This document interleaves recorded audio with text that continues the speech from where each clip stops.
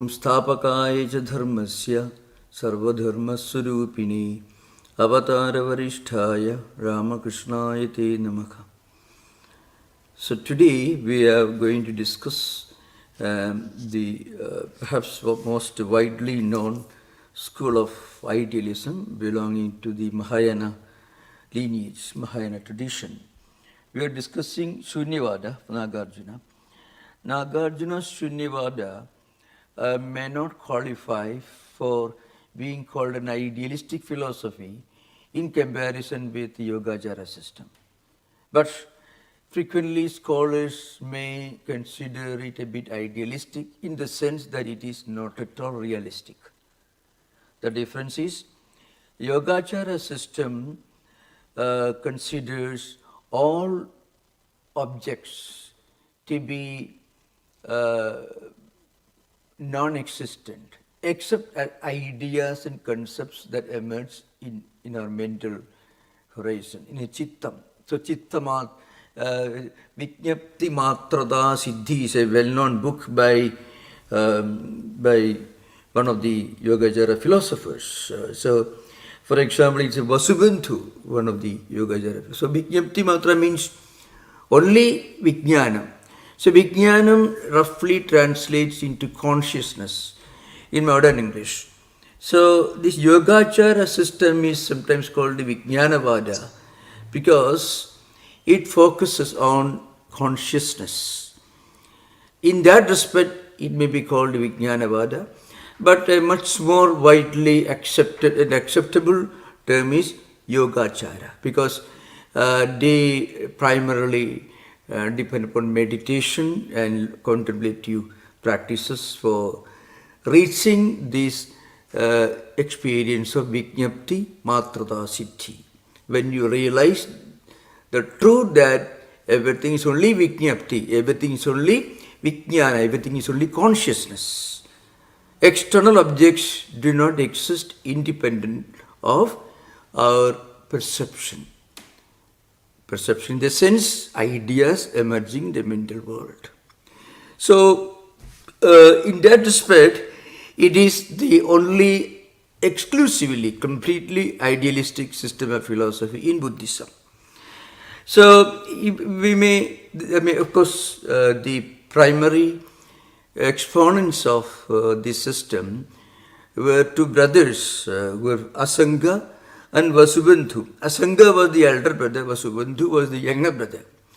Both of them were born in a place called Gandhara, which roughly may be called a region which includes a lot of today's Pakistan in northwestern frontier and also a lot of places in Afghanistan in the adjoining area.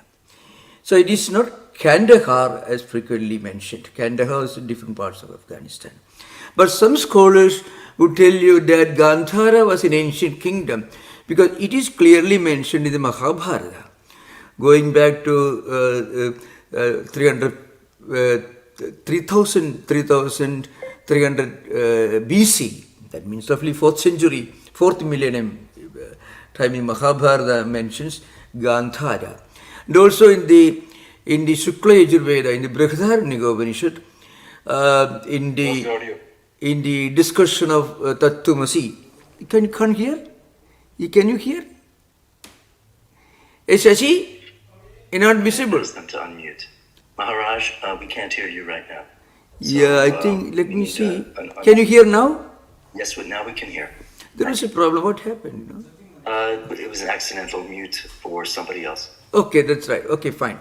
So I think, I mentioned that the primary exponents of Yogachara system were two brothers, Asanga and Vasubandhu. Both of them played a very, very important role in integrating meditation and yoga with rigorous philosophical analysis to explore and to philosophically analyze consciousness, perception, and the nature of reality based on this analysis. So it's called the technical word they used called chittamatra, means mind only. So all external object is a mental construct. There is a very ancient work in belonging to Yogachara, it's called Langavatara Sutra. Sarvam chittamatram edat yadidam traidadhukam. That's say external objects do not exist outside of chitta. I mean the mental world, mental perception. That's the idea behind. Now, of course, here they talk about three natures, three characteristics of this consciousness. That is, of course, the technical terms are parikalpita, paratantra, and parinishpanna.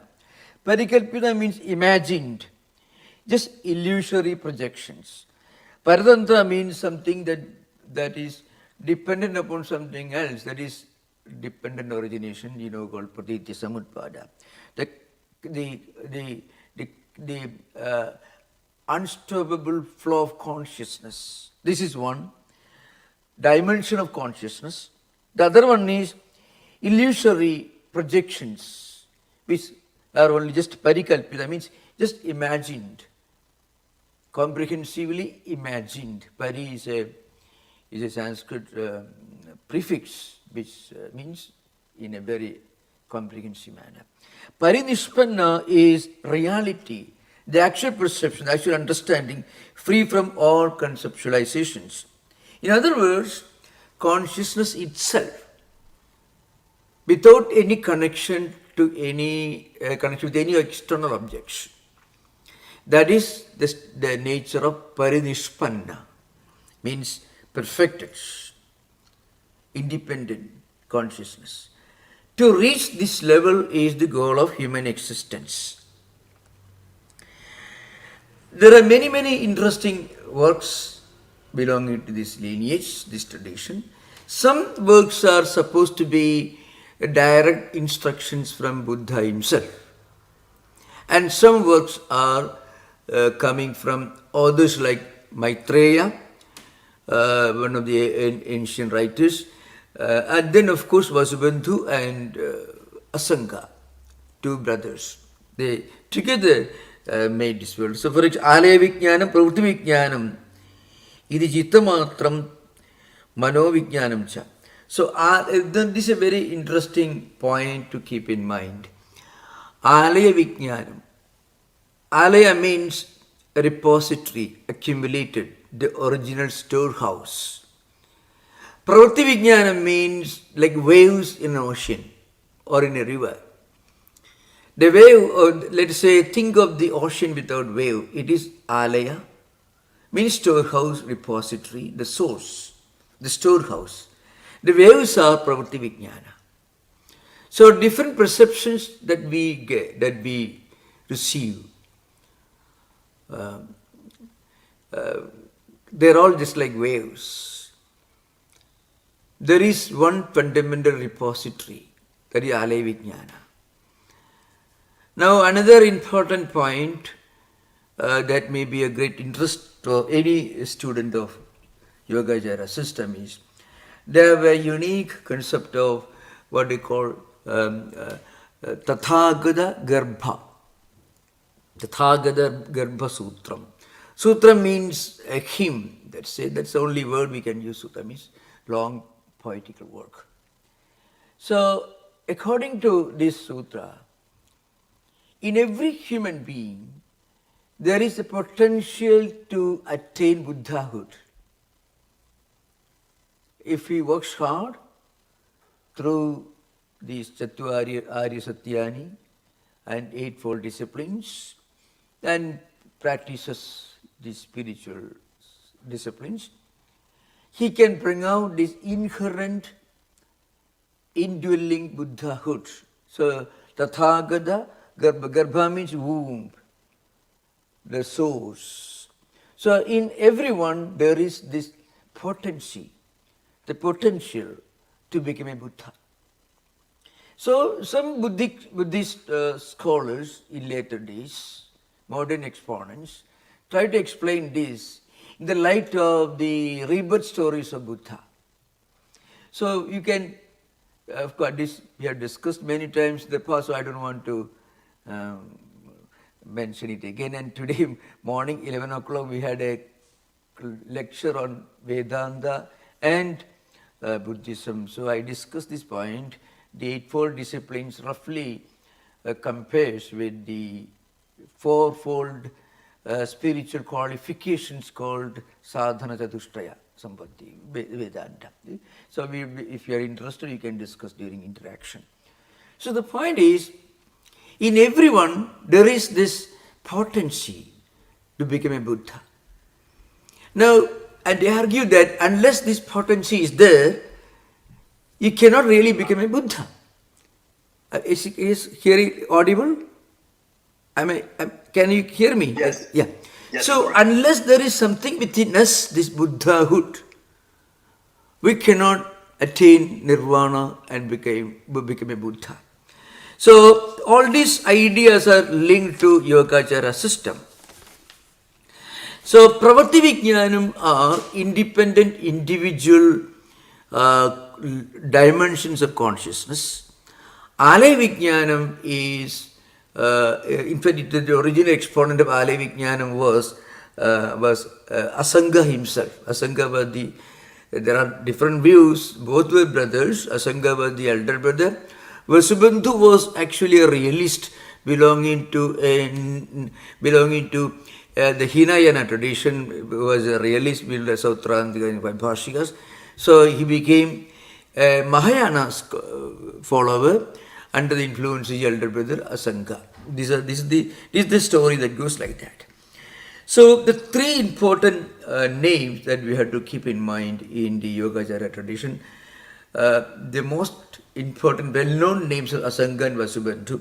But there is another earlier figure, his name is Maitreya. He wrote a well-known book, that is Madhyanta Vibhaga Shastram and Abhisamaya Alankara. These are important books by Maitreya. And Asanga wrote Yogachara Bhumi Shastram and Mahayana Sangraha. We will refer to these books in course of time. And Vasubandhu wrote the well-known celebrated foundational work, that is Vijnapti Matrata Siddhi, attaining that level of spiritual enlightenment when you realize that everything is Vijnapti or Vijnana, everything is consciousness alone. All external objects are unreal. They do not have any existence independent of mind or Vijnapti, Vijnana. So that's why Vasubandhu in Trimsika and Vimsika, Vimsika means 20 verses, Trimsika means 30 verses. Vasana nama kleshanam karmanam chapi aseshataha sada samprasudam tat yeyam heduphalasrayam. So Vasana nama kleshanam karmanam chapi aseshataha. So the impressions of defilements, what defilements means here, when this Vijnapti is only pure reality, Vijnana, Alaya Vijnana, it's only reality. All other impressions caused by actions are all defilements on this Vijnapti. So all these impressions of defilements and actions are entirely stored here. They are flowing like a river. Tam prasrudam. Prasaradi means flowing continuously without a stop. And it's all the cause of karmic seeds. Hedu phalasrayam. Hedu means the cause, the condition for which it comes into existence. Seed is the hetu or cause of the plant or the tree. So, and the plant is in the result, the phala in relation to seed. So everything gives existence to something else. Everything is changing, everything is coming and going. This is nothing but pratitya samutpada, in other words.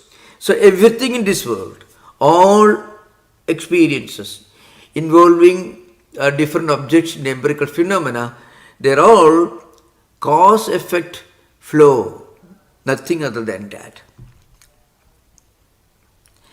And they also talk about 8 dimensions, levels of consciousness. 5 senses. Actually, 5 senses roughly compared to what we, our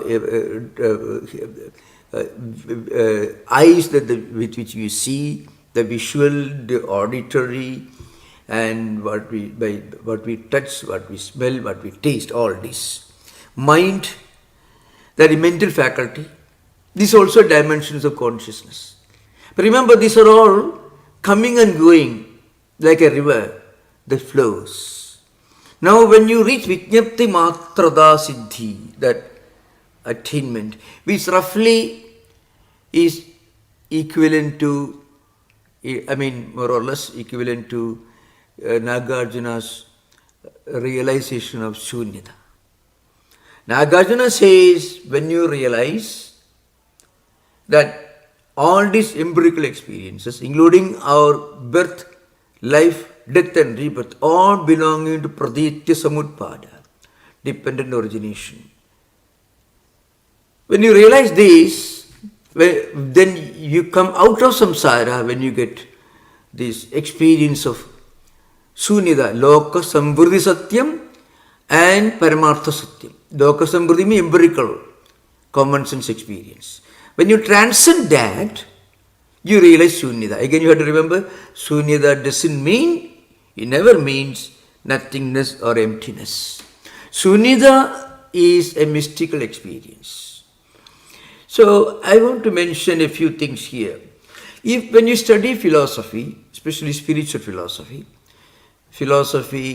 which has a clear, inseparable link to real life, then if you define philosophy as a journey from one idea to another idea, then you will never get a true implication of either Shunyavada or Vijnanavada, the Yogachara system. Because these philosophical ideas were practiced by all renouncing monks and laymen for centuries to reach some kind of higher consciousness, which they called freedom and liberation from all worldly problems. Now, when you read Berkeley or Jeremy Bentham or J.S. Mill or even Kant, immediately you don't go and practice Kantism. You teach, you read, you study Kantian philosophy, critical pure reason, go to university and teach and get your paycheck. That's all. And then you are whatever else you are. But the Yogachara philosophers, they were studying all this. They were studying the works of Maitreya, Asanga and Vasubandhu. Then they were going to some caves and sitting there meditating. And then they thought, if you don't accept it, they thought there is some kind of higher spiritual consciousness, which they believed liberated them from all worldly entanglements. You don't do that by studying Berkeley, Jeremy Bentham or J.S. Mill or Kant or Hegel. You don't do that. You study the book and you teach. That's all. So this clear distinction should always be kept in mind when we study Shunyavada and Vijnanavada, all the systems, or Vedanta for the matter. It has some inseparable link to real life. It has something to do with what they live and how they live, what they live for and how they live. So, for example, I mentioned in my today's talk in the New Temple, Buddhism got really established as a distinct philosophical tradition long after Buddha's passing away. In the first Buddhist council, apparently it must have been held in 483, according to some schools, immediately after Buddha's passing away in 480.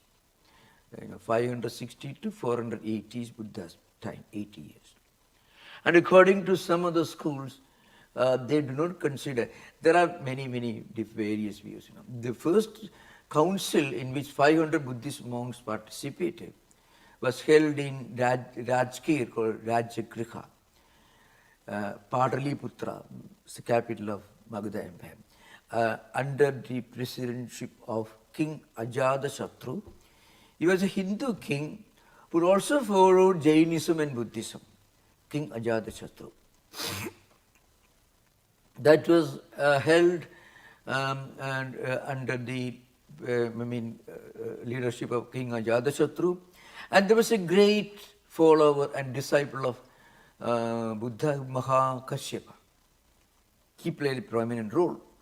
And these Buddhist monks who were meditating, who were practicing all these disciplines for years, they have memorized Buddha's teachings given in Prakrit, and it was written in Pali script.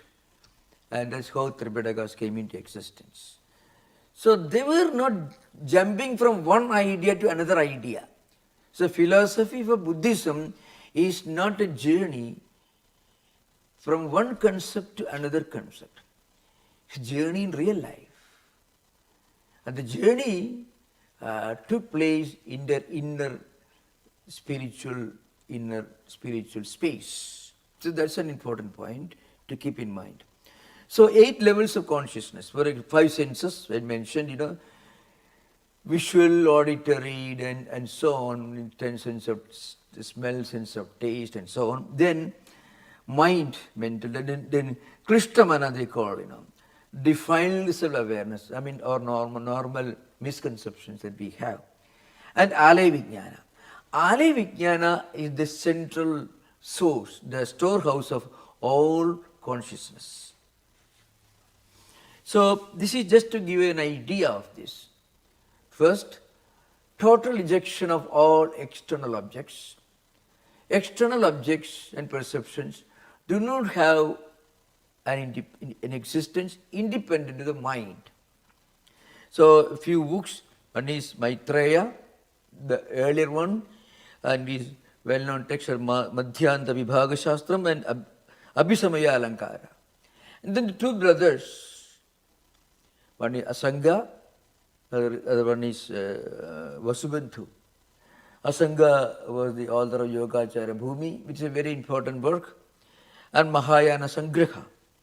Vasubandhu wrote this magnum opus, that is Vijñapti Matrada Siddhi, attaining Vijñapti Matrada, the experience where you realize consciousness alone exists, everything else exists only depending upon consciousness.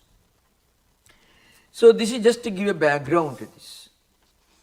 So, as I mentioned, they were born in what is now called, what may be now considered to be the place, adjoining maybe the far eastern parts of Afghanistan, bordering on Pakistan, and Pakistan's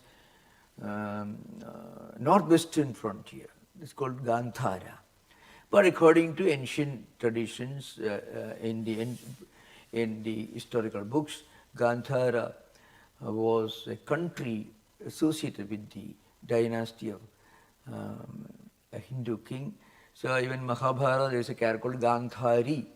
One of the is the wife of the Kuru, Dhritarashtra, the father of the Kuru brothers. So originally she is from Gandhara, so that's why she got the name Gandhari.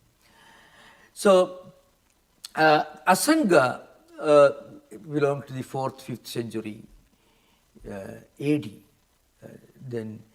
I just want to say a few things about their contribution. Asanga's main concept was this Alaya Vijnana. He was the original exponent of this idea, the Alaya Vijnana.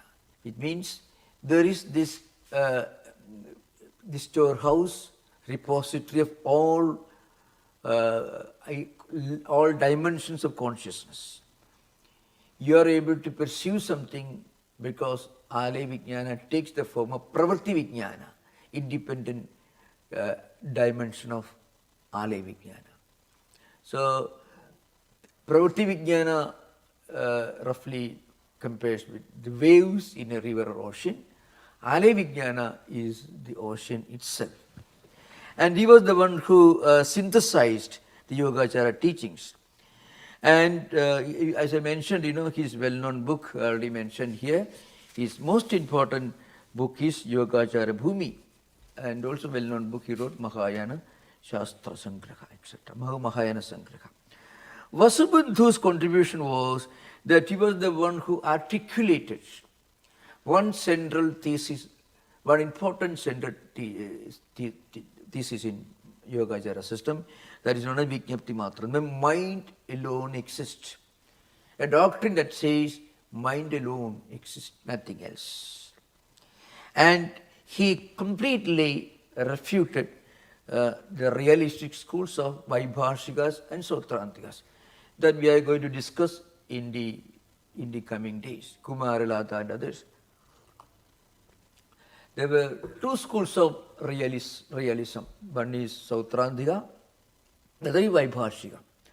Sautrantikas believed that we can only have an inference of something that exists. We can never directly perceive. It's called so. The representationism, sometimes it's called. May not be very accurate translation frequently. They exist. They believe that we cannot really directly perceive anything. Because when we perceive something, then we talk about what we perceived. By the time that object has changed its nature, everything is kshanabhanga, means everything is momentary. So when you say, I saw something, you saw something, but you make a statement or you refer to it only after that object that you have seen has changed. Why? Because everything is momentary. So you can only infer. Every knowledge, every reference is only a reference. Only an inference. Every reference is only an inference. That is called Bahya Anumeyavada. Means we can only externally, we can only infer. That is Autrantikas, one school of realism. And other school of realism called Vaibhashikas, Mahavibhasha and other books. We'll discuss that later. Which tells you that you can actually perceive things directly. So, Bahya Pratyaksha Vada means you can externally, you can perceive externally all objects. That's the two schools of realism. So, one of the great contributions of both Vasubandhu and Asanga was they refuted these realistic schools. And again, the Yogachara Bhumi was an important book, Asanga. Yogachara Bhumi, in that he said that there is always this Buddhahood that is already there. We can attain Buddhahood through spiritual disciplines going from one stage to another stage of evolution. So, and Vasubandhu, as I mentioned earlier, his main task was that he philosophically defended Yogachara system by refuting this Sautrantika school of Bahya Animeyavada and the Vaibhashika school of Bahya Pratyakshavada. So these two great scholars and sages, remember they are all great sages. You have to remember, if you look at the picture, we don't know whether a real picture or not. Muhammad Bakhtiyar Khilji in the 13th century came and destroyed the entire Nalanda University. So today, if you go to Google, you can see the pictures of Gandhara region, which had huge monasteries, where thousands of monks lived. You can still see pictures of monks from Far Eastern countries visiting with great reverence and all that. That is in Gandhara country, today's Pakistan. And also Nalanda was have the most celebrated seat of learning and teaching Buddhism. Asanga was there, Vasubandhu was there, Dharmapala was there, abbots, the principal of that university, when the great Chinese monk and pilgrim came to India to study Buddhism. Mostly he studied Yogachara system. So Dharmapala was the principal in Nalanda. So Mahayana Sangraha and Yogachara Bhumi Shastra and Abhidhamma Samuchaya. These are some of the books of Asanga. And Vasubandhu wrote Vimshati. So Vimshatika, Vimshatika means just 20 verses, and Trimshika means 30 verses, on consciousness only, on Vijnapti Matra. Consciousness alone exists. And his own commentary on Mahayana Sangraha. These are very, very important books on this. So Sarvam Trimshika Vijnapti Matrada. So according to Vasubandhu, he says everything is only Vijnapti Matra, only on just consciousness alone. I mean, things don't exist as objects independent of our awareness of it. And again, Asanga says, Vijnana Seva Pravritti Anyada Uvalabdheke. The Vijnana Seva Pravritti Anyada Anuvalabdheke. So that means is activity of Vijnanasya Pravritti. Vijnanasya Pravritti Eva. Only the activity of Vijnana is real. Because if Vijnana is not there, you won't be able to perceive any object. Anyatha, otherwise, anuvalabdhehi, you won't be able to perceive. So these are a very, we are giving just a brief introduction today, and we will go to other subjects later. Just a brief introduction. One important point which I want to mention in this context is the Tathagata Garbha Sutra. It is an ancient sutra. We don't know who the author was. There are different views regarding the sutra. And like Lankavatara Sutra, another ancient book, ancient sutra literature, belonging to Yogachara tradition. The idea that there is a Buddhahood or the potential to become an enlightened one that is present in all of us. According to some scholars who study comparative philosophy, I tell you that the concept of Antaryami, the indweller, that is Atman, Brahman, present in everything. That idea is behind the philosophical construct that we call this Tathagata Garbha. So anyone can, if he tries, can reach Buddhahood, Nirvana. So that idea is supposed to be a kind of a transference of the Advaitic idea of indwellership of Atman into Buddhism. Asanga and Vasubandhu, they developed Yogachara system into a distinct systematic school. Asanga, his main contribution was that he emphasized meditative insight and articulated, as I mentioned earlier, Ale Vijnana, and also his concept of this Trisvabhava, three natures, that is Parikalpita, which is illusory, not real, and then Parinishpanna, the perfected, and then the dependent, the fact that everything in this world is caused by something and going to be caused of something else, so nothing is permanent. That the concept of praniti samutpada. These ideas were later elaborated into other systems. Now I want to give a few more important points in this context here.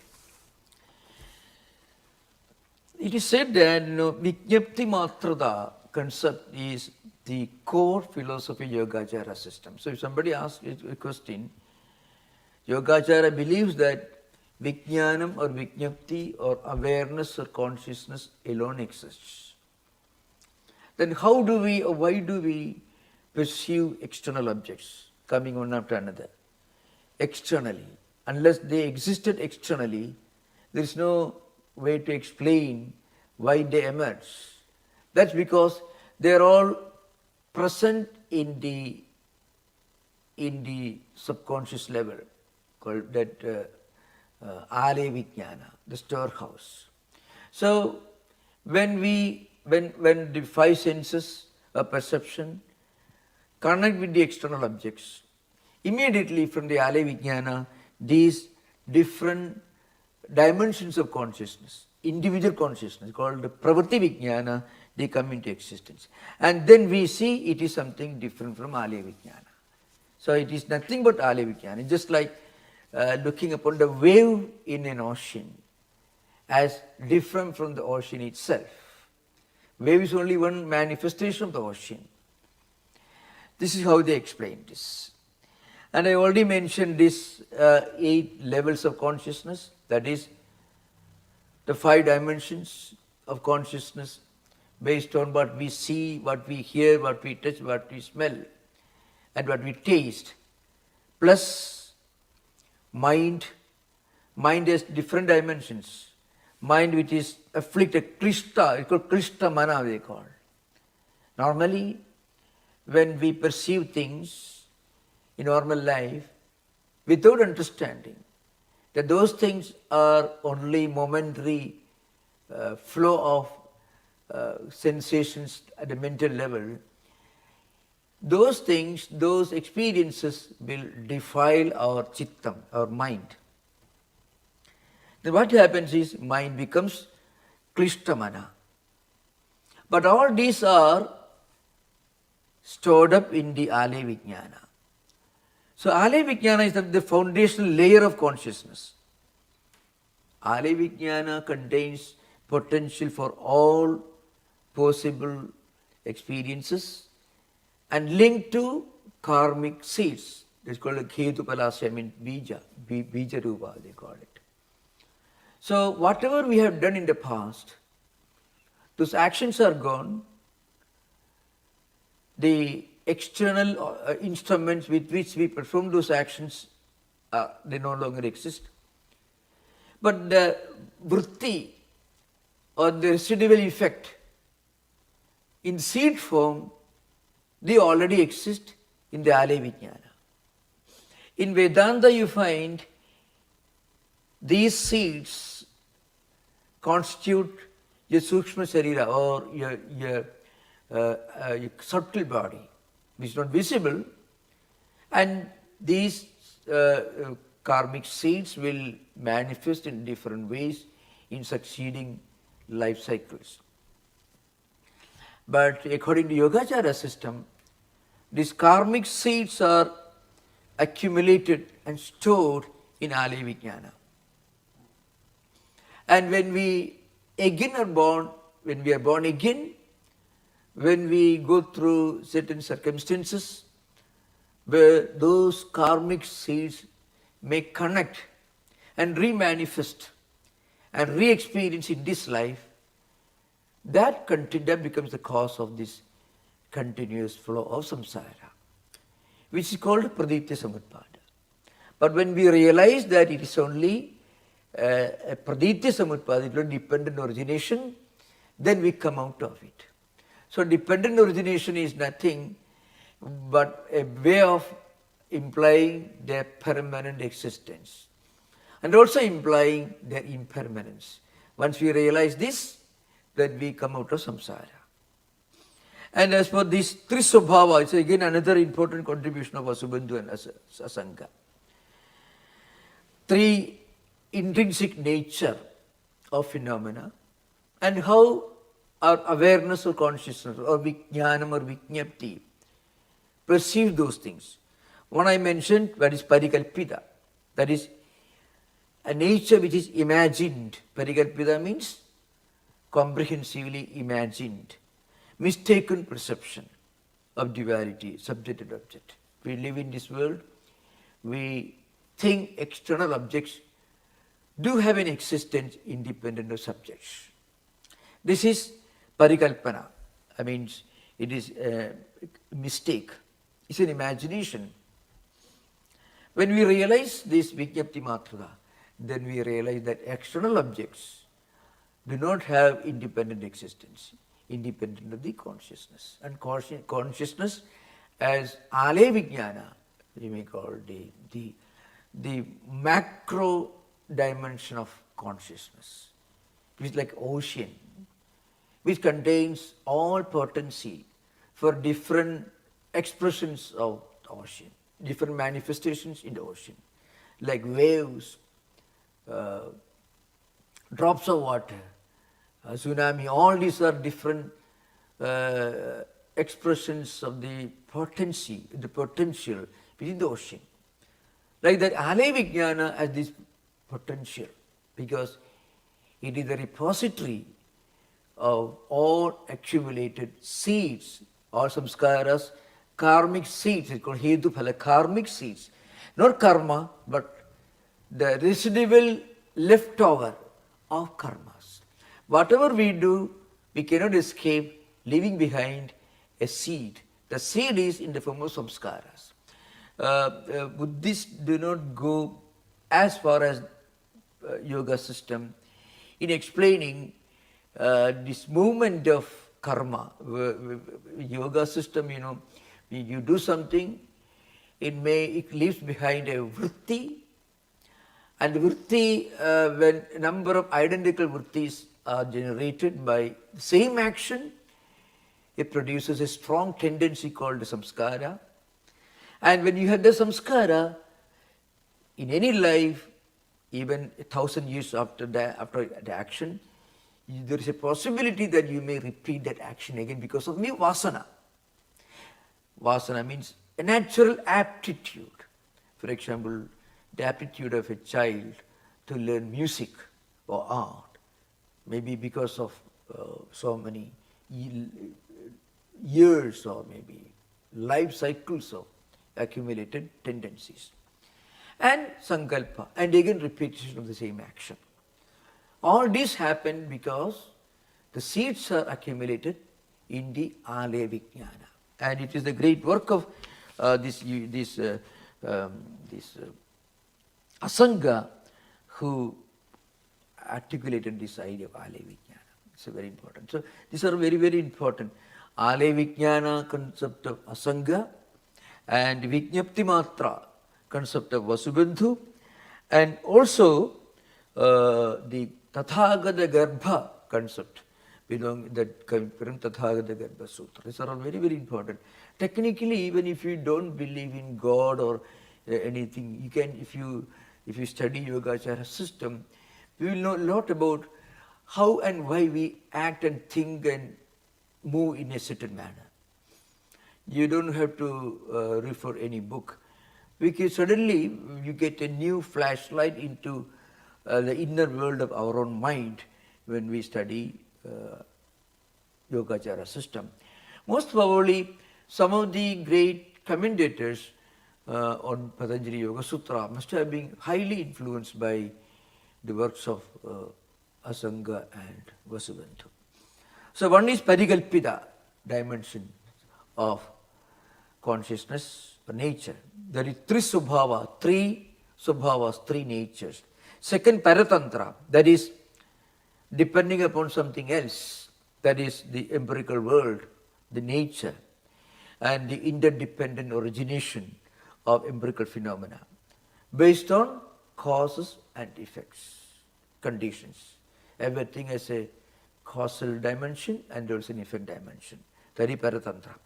The third one is Parinishpanna, where you realize the supreme truth, you are perfected, you understood, you have reached perfection, the ultimate reality is now clear to you. These are three swabhavas, three natures of human mind in relation to consciousness. Then there is called Asraya Pravritti. It means this idea is a reference to the profound transformation of the storehouse, Ale Vijnana, into a state of mind, purified wisdom. leading to liberation. That's why. So, all these seeds are accumulated in the Alaya Vijnana by yoga practice, yoga achara. I mean, the word meaning itself, they were practitioners of meditation. So, there is meditative practice. The mind which is Krishtamana, the mind is defiled, the mind in which lot of impurities, lot of desire, selfishness leading to continuation of life cycle, all those things are purified, and then that helps you to realize our true nature, realizing and culminating in the realization of true nature. Very interestingly, the whole process is very similar to Karma Yoga and its effect on human mind in Vedanta, Advaita Vedanta. So Shankaracharya says, for example, Karma Nishthayaha Chitta Shuddhidvarena Pushartha Hedutvam Na Swadandriyana. Jnana Nishtha Swadandriyana Pushartha Heduhu Anyan Apeksha, Shankaracharya says. The idea is repeated in Gita Bhashya and also in the Mandukya Bhashya. So when you practice Karma Yoga, what is happening is Chitta Suddhidvarena. Mind becomes purified. So when we practice any activity without any selfish motive, that activity generates a lot of sattvic purifying material.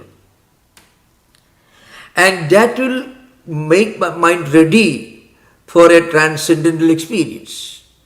Because what stood as an obstacle for attaining this transcendental experience of true nature was lot of defilement, that is Krishtamana, as Asanga and Vasubandhuda called it.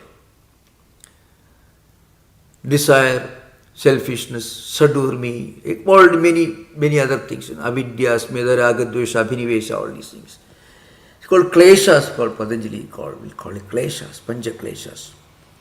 So that's why Krishtamana, the Krishtamana is used in Patanjali system also, in the commentary works. So mind becomes defiled because a lot of dirt and filth are accumulated in the mental system by selfishness, by extreme liking, extreme hatred. All these are different levels of filth and dirt and defilement. Like dust that covers a glass or a mirror, so we won't be able to see our own representation, our own reflection in the mirror. So by doing a duty, whatever it is, without any selfish motive, what happens is this defilement, dirt and filth are removed. And then what happens is all the samskaras, all the seeds which are accumulated in the Alaya Vijnana become purified, and then you reach your own true nature. Mindfulness is another practice to attain this. Mindfulness, what happens is, we become aware of something, but we are not trapped. Normally, whatever we do consciously in this world, we get attached to it. When we have a desire for the results of our actions, we get imprisoned. We get caught and trapped. So, but if we can do everything without a selfish motive, what happens is, after all, everyone has to do something in this world. So we are practicing awareness. But awareness has the possibility of trapping, imprisoning, getting us caught. We practice detachment. So mindfulness.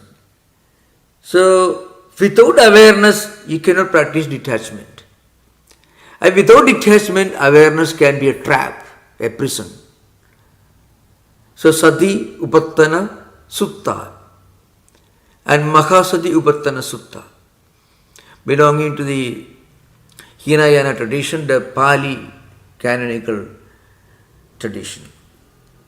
that is Tripitakas. So Buddha's discourse to the laity, the common people, it was a more elaborate one. So it is called Mahasatyupattana Sutta. It's somewhat bigger. A shorter version is Satyupattana Sutta, which is more closely studied because it is an address to a group of enlightened people, including monks and nuns and others. So when we become aware of something, which we should also be able to practice detachment. So this idea, how to reach this paridishpanna level of consciousness, from parikalpita, from what you call the mistaken perception, where mind is krishtamana, mind is defiled. We should reach this parinishpanna, the perfect stage, and this is possible through mindfulness according to Yogachara system, and of course through realizing the shunyata according to Shunya system. So this is one thing.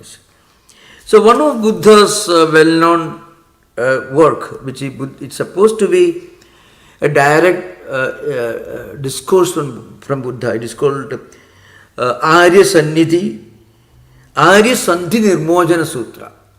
Arya means noble, higher, noble. So Arya Sandhi means connection. So you get rid of nodes, bondage. How to do it? So it means, so in a way it's called profound secrets mentioned. So Sarvam Chittamatram Iti. Everything is Chitta. This is the way to attain this liberation from bondage. One important statement that comes in Yogachara Bhumi of Asanga. Asanga here, of course, in Buddhist tradition, when you see many of the books published even in today in the Vajrayana system, which is part of related to Mahayana system in a broader sense, you find certain authors belong to a prehistoric or semi-mythical era. For example, the Tathagata Bodhisattva Maitreyanatha. Asanga is a historical figure.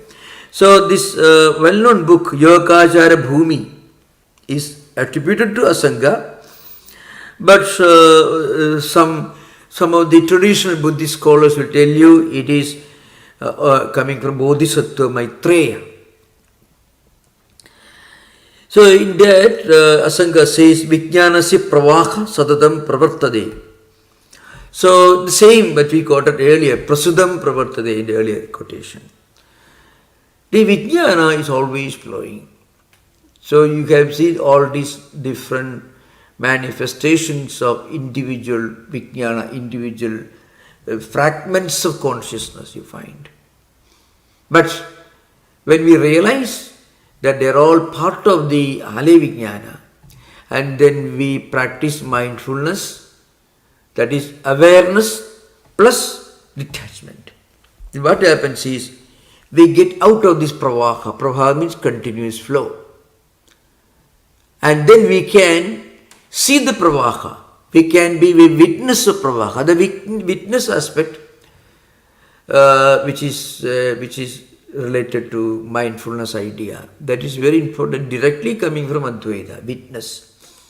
So when we realize this Vijñapti Matrada, then we become witnesses. Then we become a witness to all these Pravritti Vijñanas.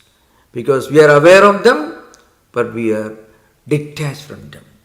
Then we will be able to be able to objectify ourselves, which means there are no objects.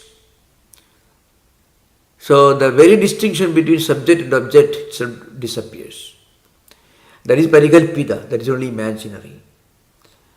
For a paridishpanna, for the perfected nature, there is no object distinct from subject. And subject is vijnana. That is what vijnana vada means. kind of subjective idealism, we may call it. That can be another word for that. Another very important work of Asanga is Mahayana Sangraha. We systematically presents Yogachara doctrines, including discussions on Alaya Vijnana and also the process of transformation of Alaya Vijnana, leading to Buddhahood enlightenment. Alaya Vijnanam Bijasraya means. So, this Alaya Vijnana, a proper understanding of Alaya Vijnana, when we reach, then we will be able to detach ourselves from all these pravritti vijnanas. The idea is repeated again and again by Vasubandhu, Vijñapti Matram Trisubhavam, all these Parikalpita, Paratantra, Paridispanna. These are all just Vijñapti Matra. So as such, they are not Vijnana, but they cannot exist independent of Alaya Vijnana.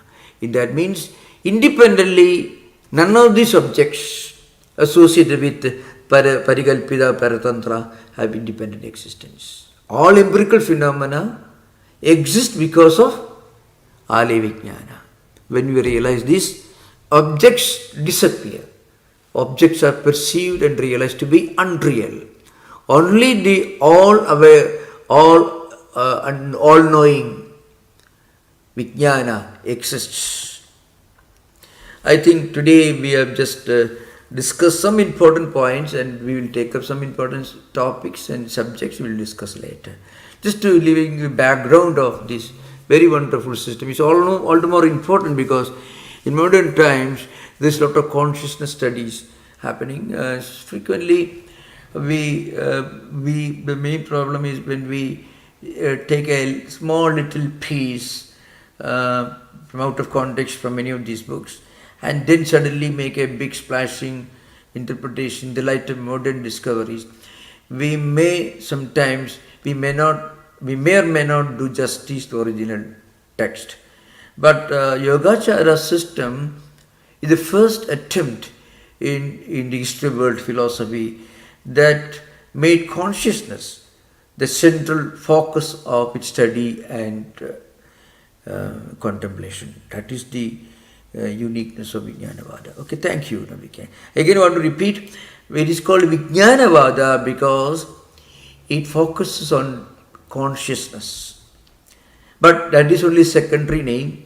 Yogachara is a more standard title for the system because meditation is an important integral part of the system of philosophy. Thank you. Question and answers. You mentioned the connection to yoga. So the Asanga and Vasubandhu, you placed them around 3 or 400 AD. So they are after Patanjali. But the Chitta is not the same as the Alaya Vijnana, correct? No. Patanjali's time is before Christ. This Asanga Vasubandhu, they belong to 3rd, 4th century AD. So you mentioned something with Chitta. Please repeat that question again once more, please. Chitta is not the same as Alaya Vijnana? Yeah. So when you mention Chitta, Chitta Matrada, that means realizing the truth that Chitta alone exists. There, it means Alaya Vijnana only. Okay. Then you talked about the 5 Jnana Indriya. I want to repeat once more. See, the distinction between Alaya Vijnana and Pravritti Vijnana disappears when you realize Vijñapti Matrada, the Chitta Matrada Siddhi. So when you realize everything is ocean, then when you perceive a wave, you don't perceive it as independent of ocean. So then you don't have to call it ocean or wave. It's just one entity. So a distinction is necessary only when it has got a separate entity. When you realize the same reality, everything is only consciousness. So that experience takes you beyond Alaya Vijnana, Pravritti Vijnana distinction. That demarcation is no Pravritti more. Vijnana is the same as Chitta Vritti, Swamiji. Eh? Yeah. Pravritti Vijnana is the same as Chitta Vritti. Roughly you may call it Chitta Vritti. That's true. The Pravritti Vijnana were independent and innumerable manifestations of Ale Vijnana. Ale Vijnana contains is a repository of innumerable seeds, karmic seeds. You may call it samskaras, vrittis, etc. Left and accumulated in the Ale Vijnana. It's a repository. So when you see an object outside, then these seeds they connect and immediately you perceive something as an independent entity. So when you become a parinishpanna, when you become a perfected soul, when nature becomes enlightened, then you don't connect like that. At that time, you are able to practice mindfulness. You are able to detach. At the same time, you are aware of it, because you are detaching yourself from the wrong notion that waves are independent of ocean. That's all right. You are able to detach because of your spiritual enlightenment. So you can see Buddha's, the way Buddha looks. He doesn't seem to be particularly interested in anything. If you look at Sri Ramakrishna's picture, if you see, you don't think in his samadhi state, you don't think he is particularly focusing on anything. But it's a supreme state of supreme awareness, but without being aware of any particular objective independent entity. That is pure awareness. So Vijnapti Matrada is nothing of pure awareness, called in the Aitareya Upanishad, which is part of Rigveda Samhita, Prajnanam Brahma. Prajnanam is objectless awareness. Normally when you are aware of something, there is something that you are aware of. There is subject-object distinction. But suppose you think of awareness minus any object that you are aware of, pure awareness, that is Vijnapti Matrada. So Vijnapti Matrada Siddhi is, remember, it's an important book by Vasubandhu, that text itself. So it is as important as Yogachara Bhumi of Asanga. It's an important point. If you have any doubt, if you have any doubt, you have seen Ramana Maharshi's picture. Not when he is walking with the disciples or devotees. What is he looking at? But he has not closed his eyes. So what is he looking at? He is not looking at anything particularly. That is pure awareness. To give an example, I am just giving some approximate example. That's true also for a great mystic devotee. That's why I often mentioned there cannot be any kind of reconciliation or harmonization at the idea level, at the concept level. The moment you elevate yourself to a higher level of a journey in the world of experiences, then you suddenly find great minds, great thinkers, great spiritual seekers. We were all talking about the same thing. I am not making a carpet generalization for its own sake. Because I am not, though I have studied these systems of philosophy as an academic, but I am not presenting as an academic, because academics flourish when there is a lot of conflict and debates. And frequently, as I mentioned earlier, you study Kant and Hegel, and after teaching the university, you don't go and meditate, or you don't go to realize thing in itself. If you say you are going to realize Kantian thing in itself, you will lose your job. They may even question your sanity. It's an important thing. Hegelian dialectics, Hegelian thought system. Can you realize like the Yogachara, the Vijnapti Matrada? It is something meant to be realized. but not. So I'm giving an example. So in academic philosophy in India, with the Sankhya system is an example. One good example is Sankhya system. Sankhya system, unless you study the analysis of human mind and emotions and feelings given in Sankhya system and make use of it for your spiritual practice in Vedanta and Yoga system, Buddhist system, Sankhya system is just a very dry academic analysis. It doesn't have any direct link to life as a whole. When Yoga system became so famous thanks to Buddhists, you have to remember that. It was the Buddhists were practicing all these meditative disciplines in caves, actually. In fact, the first Buddhist council in 483 took place in a big cave in Rajagriha, in today's Bihar, which is a very celebrated place for many thinkers, including Vinaya, which is birth in Mithila district of Bihar. So, what I mean to say, so these Yogachara philosophers, if you go to the Ajanta, Ellora, and many of the caves in different places in India, you can see the pictures, Buddhist monks meditating. They were all practicing different disciplines mentioned in Yogachara system. Otherwise, the Sankhya analysis of Prakriti Purusha and all that will not make any sense unless you try to understand human mind in the light of the Sankhya analysis of Mana, Buddhi, Chitta, Ahankara and things like that. Then suddenly it makes sense. But studying Immanuel Kant's thing in itself, you don't go and make an analysis in the light of your own life. You don't do that. So I'm giving an extreme example to emphasize the distinction between journey in the world of ideas and journey in the world of spiritual disciplines, spiritual experiences. This idea behind. Okay, thank you. Swamiji, the focus of Buddha originally was suffering. Yeah. And analysis of suffering and causes of suffering and the Eightfold Path was directed at that.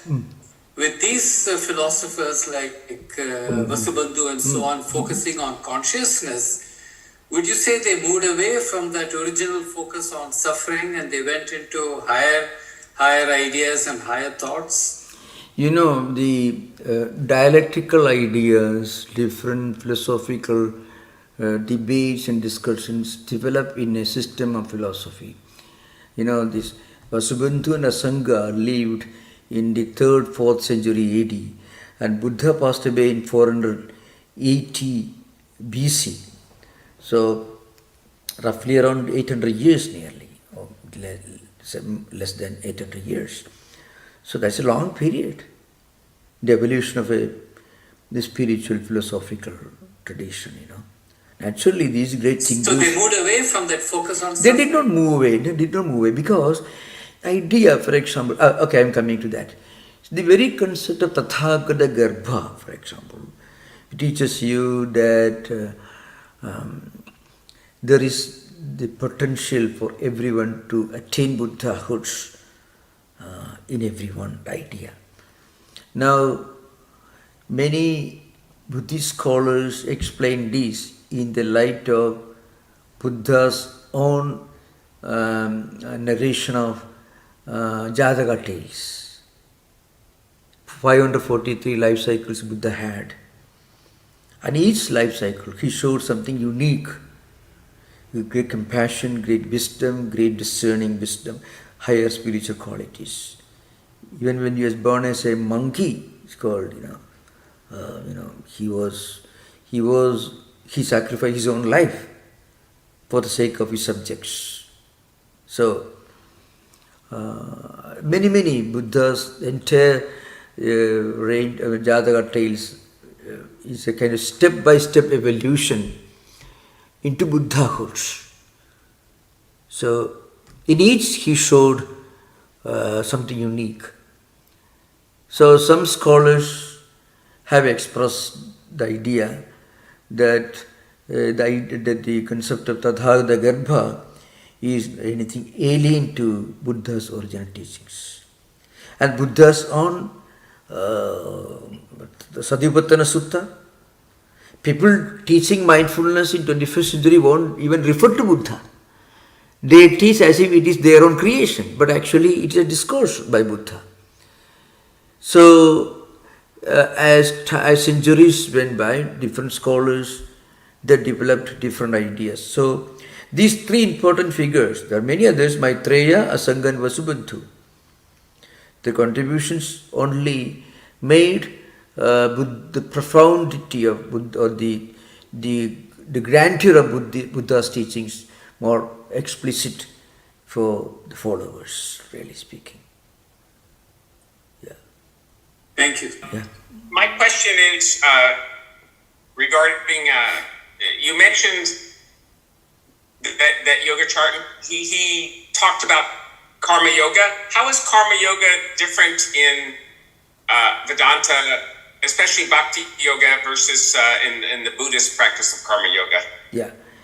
So in Buddhism, I was referring to mindfulness. So when you combine awareness with detachment, you detach yourself from it because you realize it is impermanent. It's coming and going. Everything in this world is impermanent. So when you realize that, you are detaching yourself, because you get attached only when you consider it as something for all time, something valuable, something that you want. Behind every desire there is a kind of hidden thought that it may be there all the time for me. When the moment you realize it is impermanent, then you are distancing yourself from it. Not that you become inactive, but your obsessive liking for it, obsessive attachment to it is gone. When you realize that that it is no more permanent. And this happens at the same time when you are aware of it. If you cannot really practice detachment where you are not aware of it. Without awareness, detachment doesn't work. One may we may remain unaffected by something because we are not aware of it. But when we are aware of it, we may be affected by that. So detachment should be practiced along with awareness. So sati, smriti, awareness, understanding. You get established in permanent awareness. At the same time, you are detached from it. You are detached because you realize it is praditya samutpada. Dependent, it's not, it is, you realize it is, it is only parikalpita or paratantra. So then what happens is, you are free from it. In karma yoga, you do everything, whatever you are supposed to do. Because you can't sit quiet without doing anything. Action is inevitable. Nahi kasikshanamabi jadu tishtadi akarma krita karyadehi avashak karma sarva pragadijaihi gunaihi. In Gita, Lord Krishna tells Arjuna, even for one kshana, one split second, you cannot remain inactive mentally, physically and intellectually. If you are not active physically, you will be hyperactive mentally, full of desires, thoughts and so on. So no one can remain inactive entirely, be physically and mentally. Not only that, if you try, you will have to work in a helpless manner. Karyadehi avashak karma. Avasha means you are not with your own control. You are helpless. You have to keep doing things. So there is no scope for anyone to keep quiet, to do nothing, remaining mentally and physically doing nothing. Impossible. Physically and mentally it is impossible. So what you do, whatever you are doing, you do as a karma yoga. And then what happens is, you are doing everything, with great enthusiasm. At the same time you think, well, I am just doing my duty. Do your best in the best efficient manner, with full focus, but I am only doing my duty. When you say that, you are detaching yourself from it. So awareness is there, that's why you are doing with great efficiency and enthusiasm. Detachment is there because, oh, it's just my duty. So you work as a master. So mindfulness is the royal highway to self-mastery. That's important. If you don't practice mindfulness, you are heading to your own enslavement. So both are almost parallel, almost identical.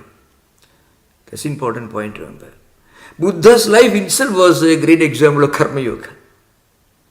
Swami Vivekananda tells us that a man who never built a temple for any deity, of course he became a great deity himself, Buddhist temples are so huge now.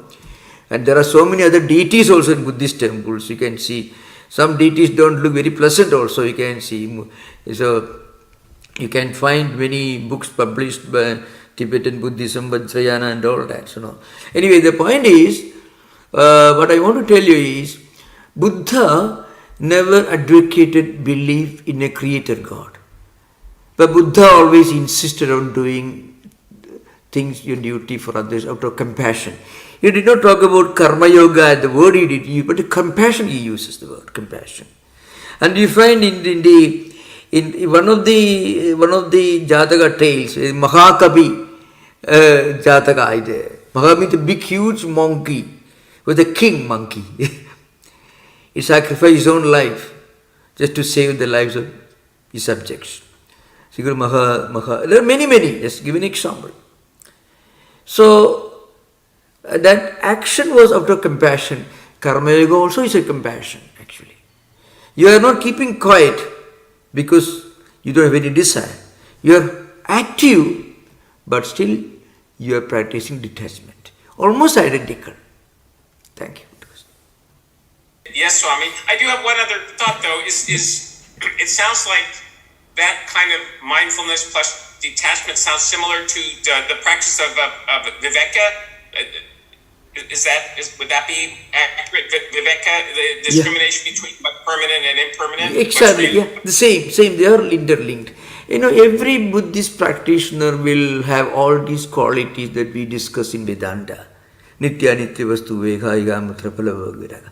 That's why when you think of these systems as part of a journey in spiritual space, not in philosophical space, then you can find they're almost identical. Okay, thank you. Please, Bobby, please. Yeah, Maharaj, I had a question, but one popped up on the live chat on YouTube, and I'll just read it verbatim. It's an interesting question. Yeah. Swami, the samurai thought of their body as dead in order to perform their duty. Should we do the same, but for higher aspirations? Could you repeat that question slowly? Yes. Samurai, Japanese samurais, yeah. Yes.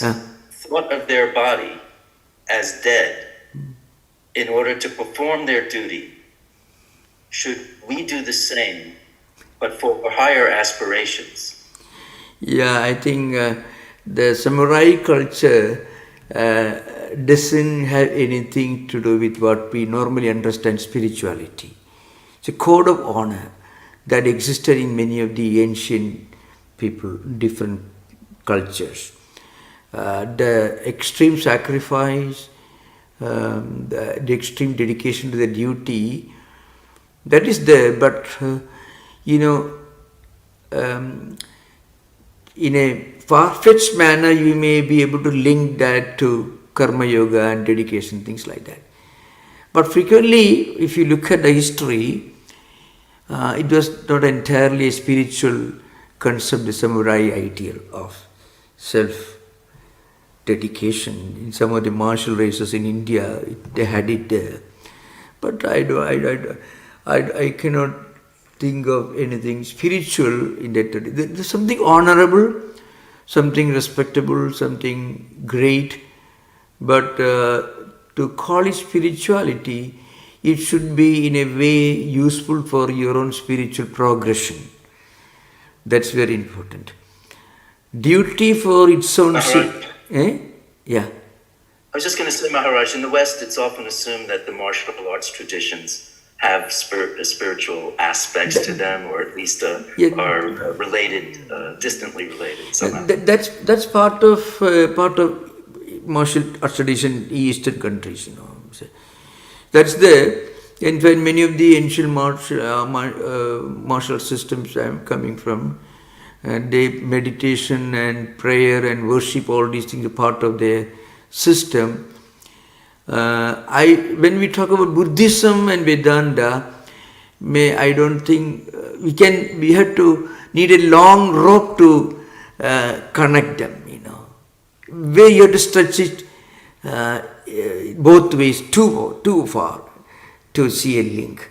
You can say there is a great thing, there is something great in practicing chivalry, honor, all those things. There are many martial tribes in India who consider it beneath the dignity to do any work other than fighting.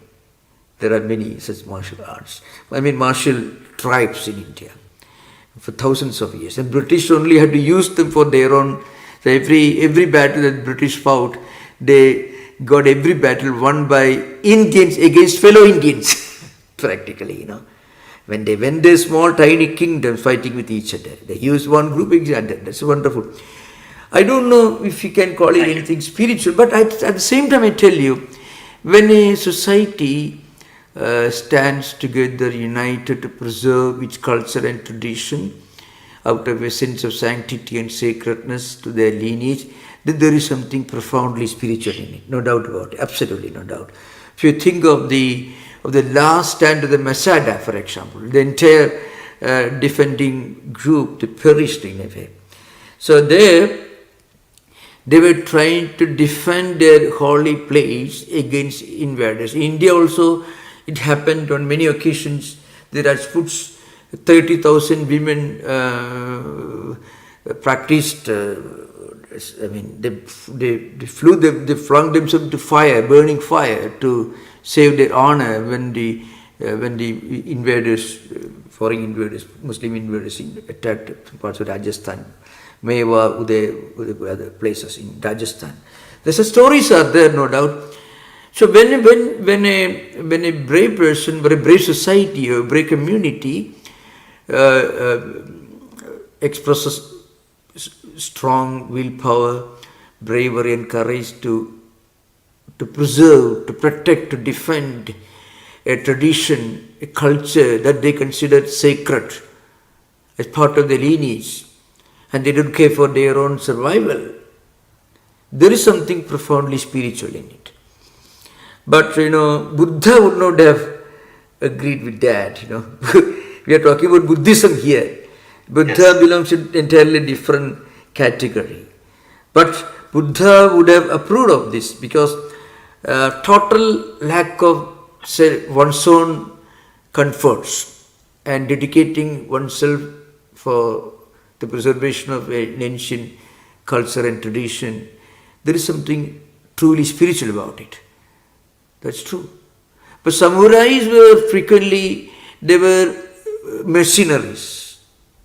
In some context, they were mercenaries, really speaking, samurais. They were men of honor and courage, but they were also mercenaries. So, Yeah, thank you. I'm going to withdraw my question and yield to David Milstein, who's please. standing by. Hi, Swami. In Catholic theology, the concept of good works is prominent, and even in the Middle Ages there was a raging controversy as to whether good works or devotion was the path to God. Could you compare the concept of good works as it was understood in Catholic theology to karma? Yeah, no, good action, good work, out of compassion, kindness to fellow human beings, have a spiritual content in it. It has got an aspect of compassion behind it, no doubt about it. That is true. Buddha's teachings found in the Dhammapada, the 26th chapter called Brahmana Varga. Brahmana here means an enlightened person, not any community. So, when he gives a list of the characteristics of an enlightened person, a wise person, then he talks about those who are doing good things for others after compassion. Him tam bruhi brahmanam, him I call a wise person, an enlightened person. That's how many of the verses end in that's a Pali script. So there is no doubt about it. Any act of compassion and kindness has got spiritual content in it, no doubt about it. Yeah, absolutely, yeah. Well, my question is how is karma and the practice of karma yoga more than compassion?